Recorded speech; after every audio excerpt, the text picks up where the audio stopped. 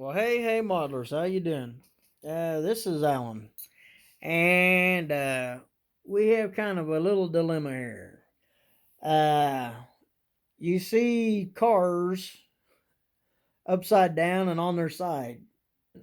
Well, that is uh, these cars are from my Atlas set that I got. Actually, two sets. Um, they're going back. The reason why they're going back, first off, is you can see these real good.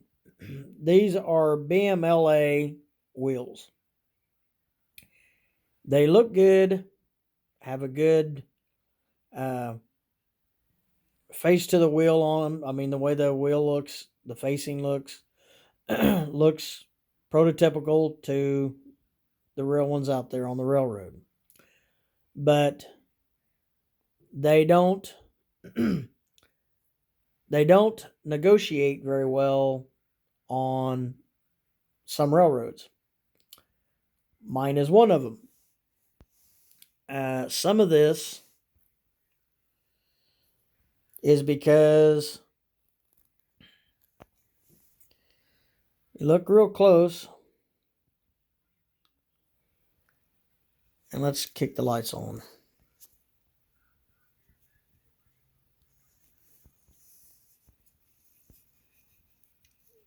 If I can turn this car without messing anything up. If you look real close, there isn't a whole heck of a lot of play for this truck. It does say that these cars are recommended for 12 uh, 12 radius. It says on the box. And my radius might be close to that, but it's near the point of where they're not happy going around the curve.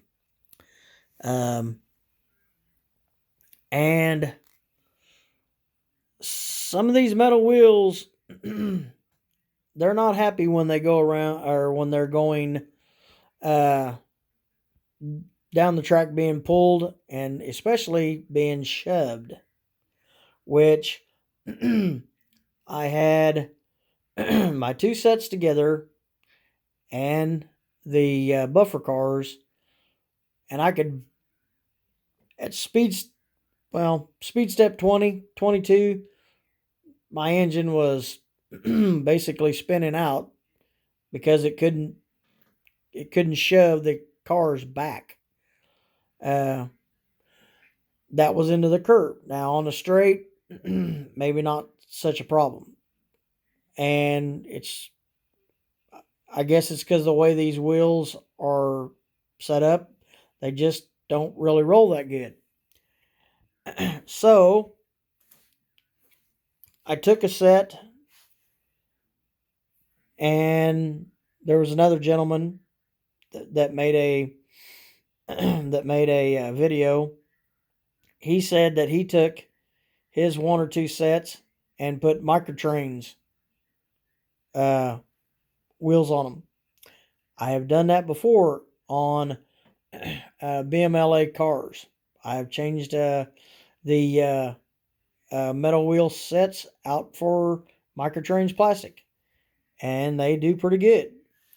Although with these cars here, these tanker cars, I had a couple tankers derail, and so it is a good thing to make sure that your truck has enough play, your side to side wiggle. That's basically the play that the truck has to negotiate excuse me, to negotiate any anomalies that you have in your track. Turnouts is one of them. But mine was derailing. It could be possibly too because of the trip pins. The trip pins on these are set way too low, meaning I had a few of these cars, the trip pins were catching on to my frogs and that on my layout. And when I mean catching, they were catching to where they were stopping the locomotive and its tracks. It could move. So for some that buy these, unless you really have to have that trip pin right under where the coupler is at, I mean, if it's like I say, it's not something that you need, or you're not doing magnet uncoupling, I just cut them off. That's what I thought about doing until my cars had the derailments they did.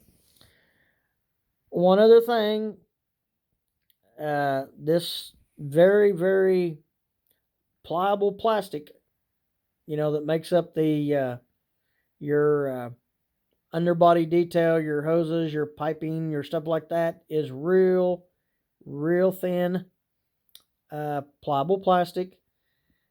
These where these stanchions are that holds for your piping, they just set in there. They're not glued in, but some of this stuff is glued because you can see, even though that's a brand new car, under the light of my camera phone, you can see the white dust or the white powder from the super glue, because they do use super glue to hold some of this stuff in place.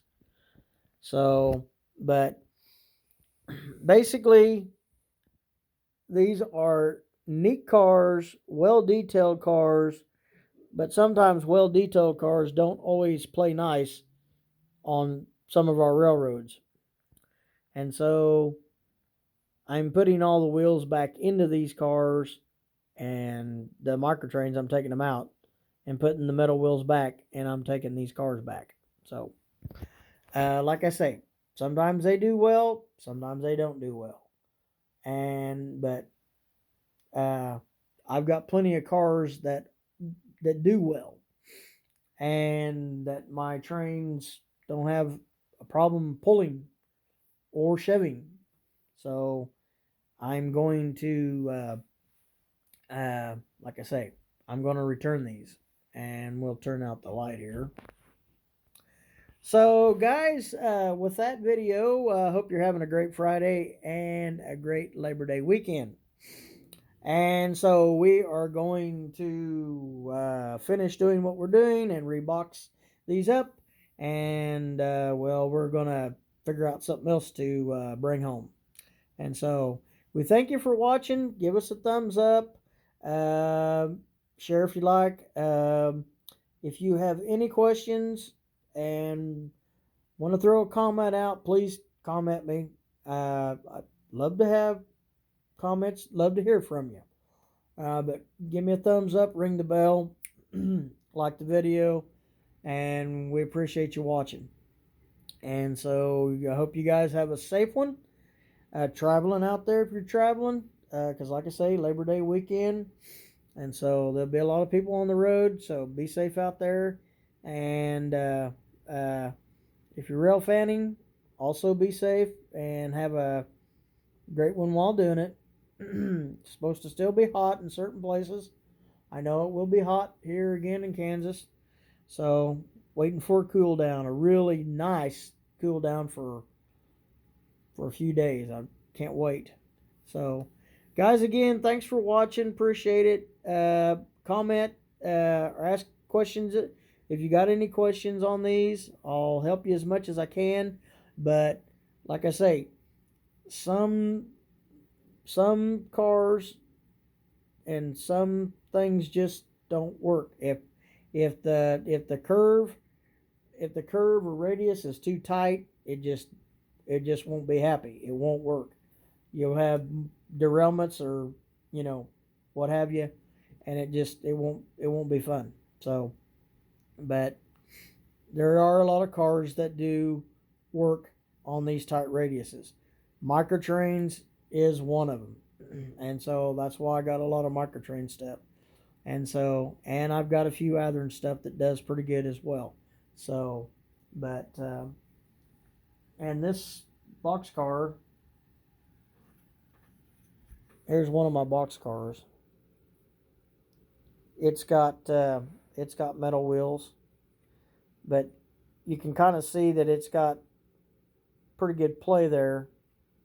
But I don't have no trouble with these boxcars at all. Even though it's got that body mounted coupler, I don't have no trouble with these at all. And I like these Athearn boxcars. I mean, they're weighted good. I don't mind the McHenry couplers on them, and they just do well. I mean, and so we might buy some more of these. So, but turn it around so you guys can see it this way. But anyway, thanks for watching, guys. Have a good one, and we'll see you on the next one.